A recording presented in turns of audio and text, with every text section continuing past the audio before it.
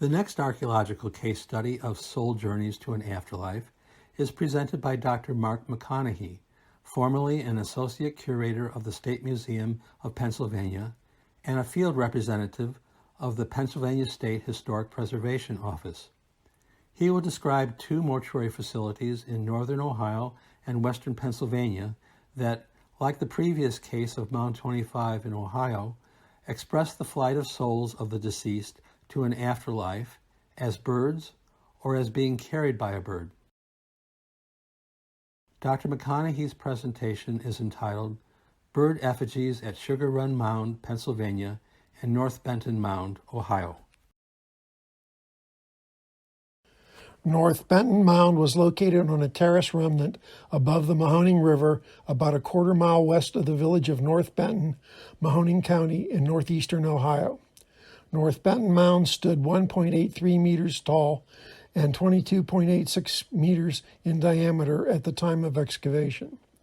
Sugar Run Mound was located 2 miles north of the town of Kinzua, Warren County, Pennsylvania, near what was then the confluence of Sugar Run and Allegheny River, on the farm of Mrs. Pearl Smith. The site was excavated between August and December 1941 by the Pennsylvania Historical Commission. The United States entered World War II on December 7, 1941, causing all work to cease at Sugar Run Mound. A brief report of the excavations was published by Bliss in 1942. Carpenter presented a summary of the excavations and a report of the Pennsylvania Historical Commission's New Deal work conducted during the pre-war years in 1949. McConaughy and Johnson later inventoried the Sugar Run materials as part of the Pennsylvania Historical and Museum Commission's Native American Grave Protection and Repatriation Act Collections Review. Excavations found a post structure or open roof stockade circled North Benton Mound. The circumference of the mound also was marked by a circle of stones with an entrance opening on the western side of the mound. 2 parallel lines of posts extended from the western opening toward the center of the mound, forming a corridor. A fireplace that was 3.66 meters across was located at the end of the corridor in the center of the structure. A large bird effigy was located opposite the end of the corridor and on the eastern side of the fireplace. McGrath called it an eagle effigy in his report. The bird effigy measured 9.75 meters from wingtip to wingtip and 4.88 meters from the top of the head to the end of the tail. The head of the bird was oriented toward the east. Extended burials were recovered lying on both wings of the bird effigy, and both burials had smashed skulls at their feet. The heads of the extended burials were oriented toward the west.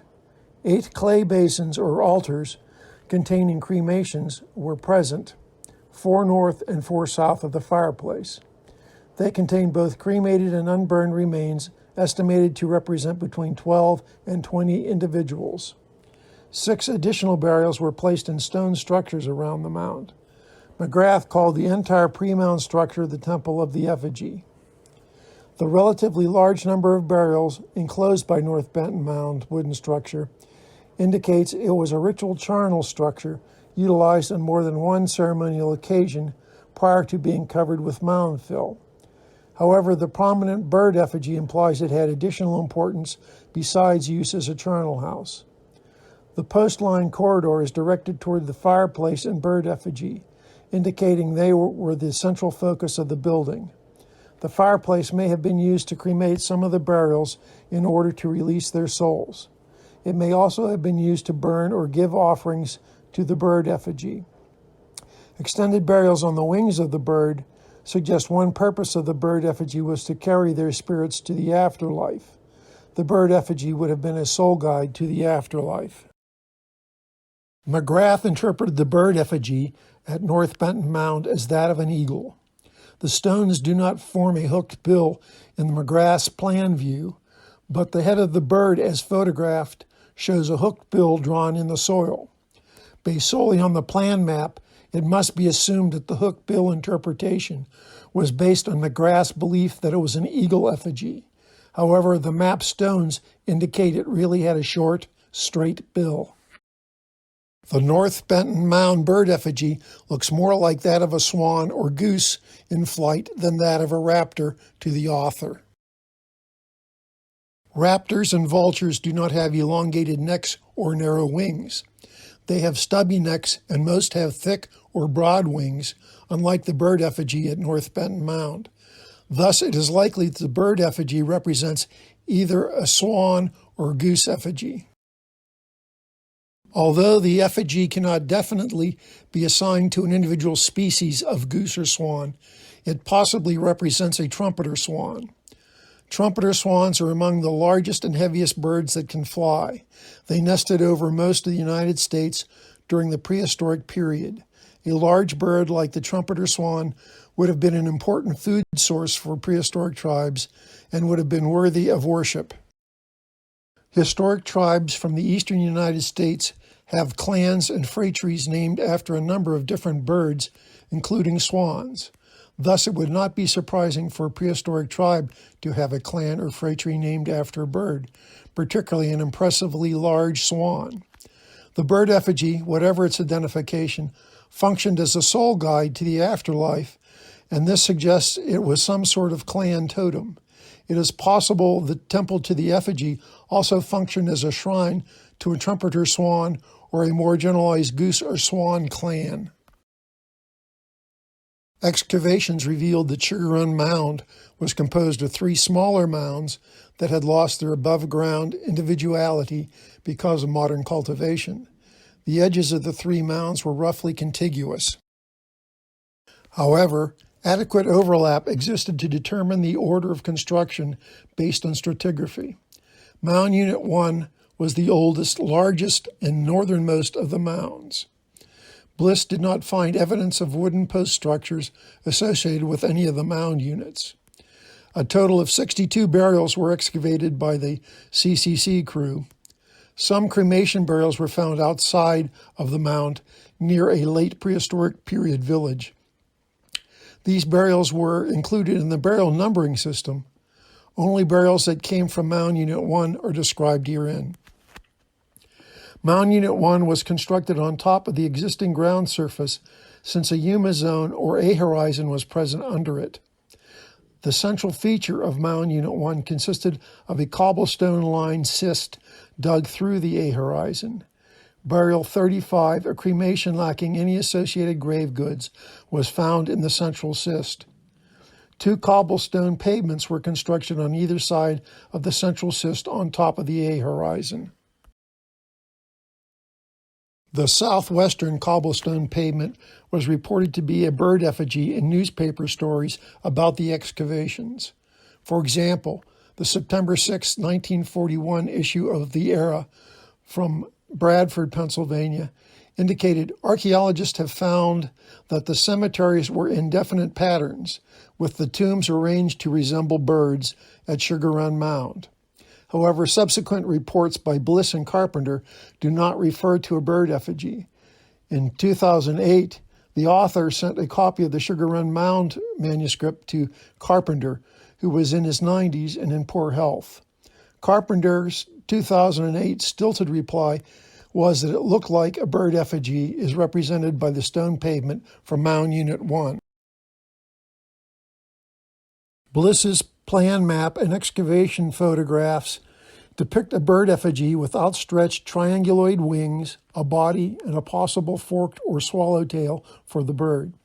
The trianguloid wing form is typical of falcons, suggesting the bird effigy may represent a raptor. Cremation burials 37 and 56 were placed under each section of the tail. Cremation burial 38 was placed under the rump, and cremation burial 3 was under the heart of the bird effigy. The author believes that cremation burial 4 was located under the head of the bird. However, later construction of Mound Unit 2 destroyed the head of the bird effigy and scattered burial 4 ashes over a wider space than any of the other cremation burials. The burials were too well placed to represent a random association with the stone pavement. It is likely that the stone pavement represents a bird effigy with associated burials. None of the burials associated with Mound Unit 1 contained associated grave goods. They were interred in simple pits dug through the A horizon, with the exception of burial 35, which was placed in the central stone schist. A charcoal sample recovered from burial 37 was radiocarbon dated to 1700 BP plus or minus 70 years, which is AD 250 uncorrected, or AD 336 calibrated, with a 2 sigma calibrated age range from AD 139 to 534. This date indicates construction of Sugar Run Mound Unit 1 occurred during the late Middle Woodland period. It is not clear what the northeastern stone pavement in Mound Unit 1 represents. It may simply be an amorphous stone pavement. However, it resembles expanded bit copper and stone celts or axes recovered from Middle Woodland contexts in the eastern United States. Mound Unit 1 was constructed with 2 stone pavements separated from each other by a central stone schist.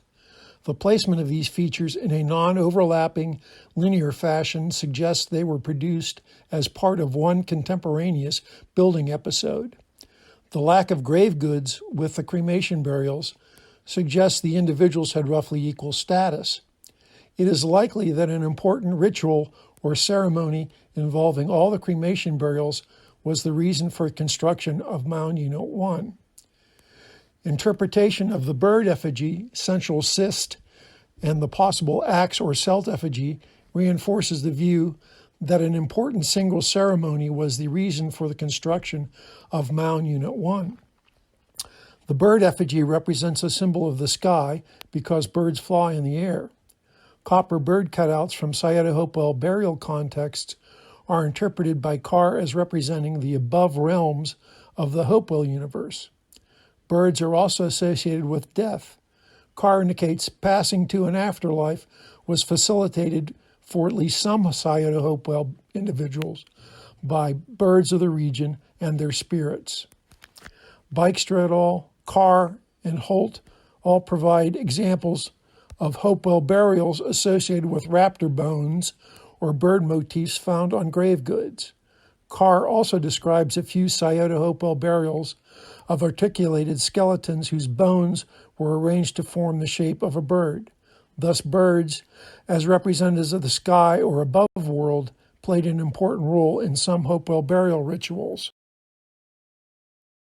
Conversely, the axe or celt probably is a symbol of the underworld, since copper originates in the underworld.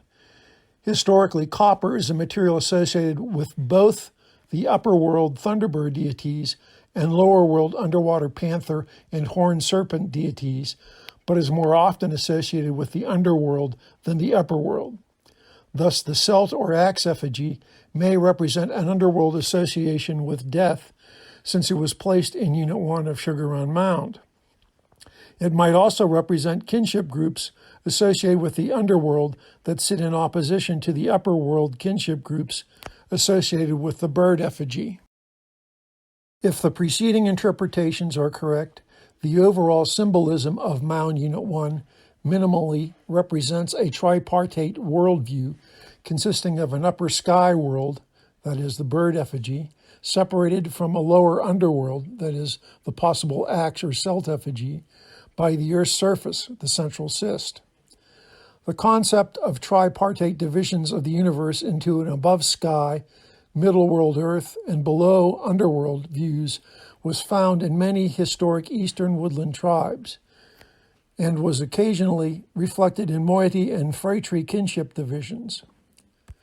There also was a general belief by historic tribes from the eastern United States that souls of the dead go off to various sky villages, some located in the west. This widespread historical concept of the universe suggests it developed in antiquity before the first people split into separate tribal entities.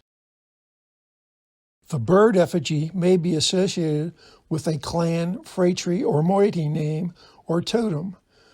Thomas et al. Lists clan, phratry, and moiety names employed by historic Eastern tribes. Birds that have forked tails that could be realistically represented include the barn swallow, fork-tailed flycatcher, scissor-tailed flycatcher, swallowtail kite, certain tern species, and some other offshore seabird species.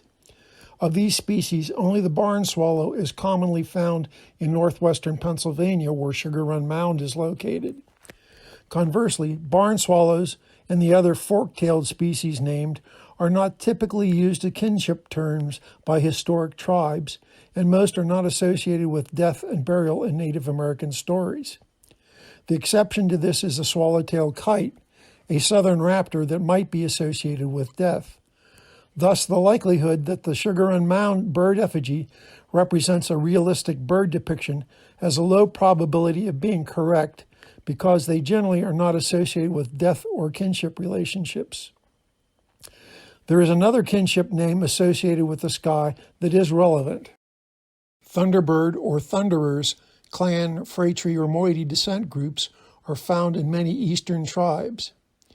Native American stories about thunderbirds indicate they can assume humanoid form and were important deities to many tribes across North America. If so, then the split tail of the Sugar Run bird effigy may actually represent feet as the thunderbird transforms from a humanoid form. Thunderbird beliefs by historic tribes cross-cut many different linguistic and cultural affiliations and suggest their origins trace back to the earliest inhabitants of North America. Significantly, petroglyphs of thunderbirds occur in the vicinity of the Sugar Run site. These are two examples from Parker's Landing petroglyphs located down the Allegheny River from Sugar Run Mound. Thunderbirds are also associated with death. For example, in The Two Friends Who Became Reincarnated, the origin of the Four Knights' Wake story of the Winnebago, souls traveling into the afterlife pass through 3 ghost villages, each a greater paradise than the one prior to it. The second village is the Thunderbird Ghost Village. It is possible that the Sugar Run bird effigy stone pavement represents a symbolic thunderbird to guide the souls of the deceased Thunderbird clan, phratry, or moiety members to the Thunderbird Ghost Village. The use of symbols representing the universe in the Sugar Run Mound Unit 1 suggests some type of world renewal ritual was conducted in association with the burials. The deceased in Mound Unit 1 may have died in a fashion requiring a ceremony that reset the world to its proper balance.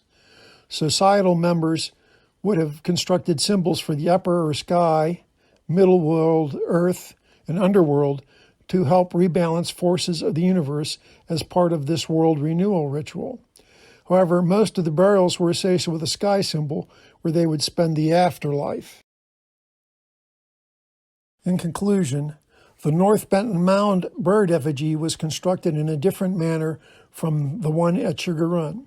It was formed using a complicated mosaic of conjoined circles placed on a mud altar. Conversely, the Sugar Run Mound bird effigy was placed on top of the natural soil surface and was made from a solid layer of cobbles, except for one spot in its left wing. The spot in the left wing likely represents a later mound disturbance. Burials were associated with both bird effigies. However, burial types differed. Extended burials were laid on top of the wings of the North Benton Mound effigy, while cremations were placed under the non-wing sections of the Sugar Run Mound bird. Grave goods were placed with the North Benton Mound extended burials, while no grave goods were found with the Sugar Run Mound Unit 1 cremations. Broken skulls were also placed at the feet of both extended burials from North Benton Mound. The head of the North Benton Mound bird faces east. That from Sugar Run, if it was present, would have faced southeast. North Benton and Sugar Run Mounds are important Middle Woodland sites because they demonstrate Hopewell Mounds had a number of ceremonial functions. North Benton Mound likely was a clan shrine that was used for multiple ceremonies associated with a bird totem. It is possible that this bird totem was a trumpeter swan. Sugar Run Mound Unit 1 was constructed as part of a single world renewal ceremony involving a bird and possibly axe celt stone effigies. The Sugar Run Mound bird effigy probably represents a thunderbird or thunderers. Both the North Benton and Sugar Run Mound Unit 1 effigies also represent soul guides for the associated spirits as they headed off to the afterlife. Thank you for listening to this paper and for listening to our symposium.